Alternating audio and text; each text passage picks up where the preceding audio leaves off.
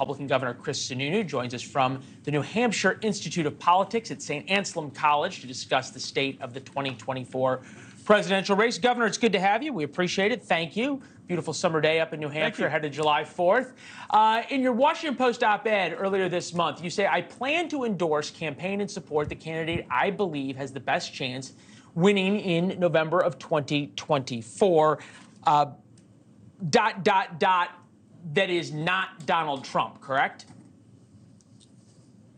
Yeah, I have no intention of endorsing Donald Trump. Yesterday's news, nothing personal, just did some good stuff, but thanks for your service. But, you know, when you have a dozen other really good candidates with varied backgrounds, good ideas, the next generation, the next new ideas, that's exactly what America is looking for. So I think there's just too many other good opportunities to settle for yesterday's news.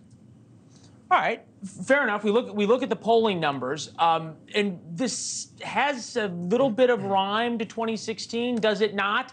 A lot of candidates. If you just change a couple of the photos up there, we got 2016 all over again. Didn't we go down this never Trump, we can do better, we're going to have to coalesce around somebody else at some time thing in 2016?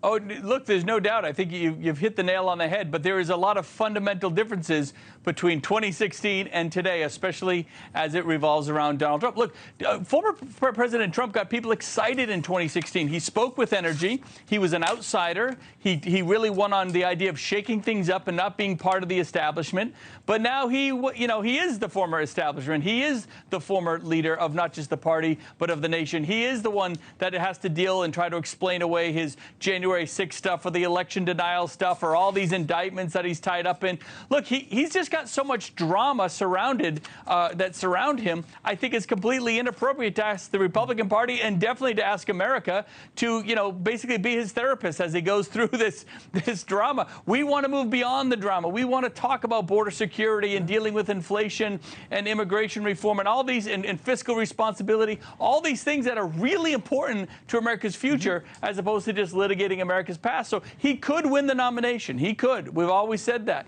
But there's no way he can mathematically win in November. So Republicans have to understand that and say, look, if you get behind Donald Trump, you're handing it to Biden. That's it. It's just that simple. So say thank you, move on, find another candidate, and we're just getting started.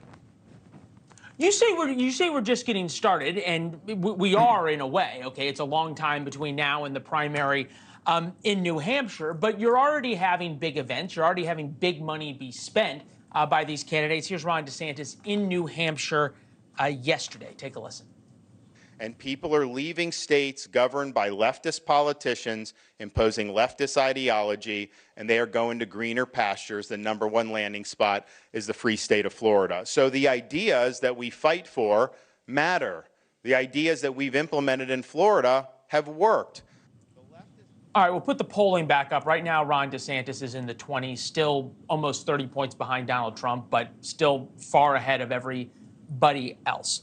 How long do Republicans have to coalesce around a single candidate, try to combine all of those non-Trump Republicans behind one candidate? Not who, but how long till the idea of Donald Trump becoming an inevitable victor and the inevitable nominee bakes in? Well, look, I think you got to get down to 2 or 3 candidates before Iowa, 1 candidate by the time New Hampshire comes and Super Tuesday comes.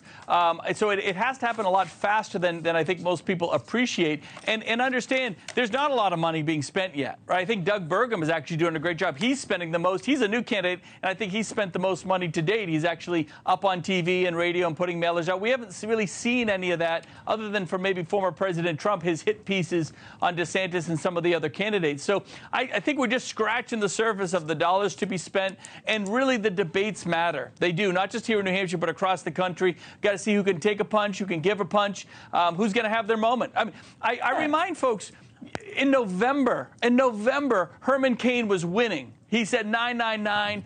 4 or 5 polls had him winning this race. By December, he was gone. He wasn't even in the race anymore. Yeah, right. But we had Rick Perry, who was, one of the front runners, and then melted down on the debate stage. So there's just so much to play out here to see who can really withstand the retail politics and kind of not just try to buy their way in, but really connect with voters and make a difference. Look, Thanks for watching. Go to newsnationnow.com to find NewsNation on your television provider. And don't forget to subscribe. Click the red button to get more of NewsNation's fact-driven, unbiased coverage.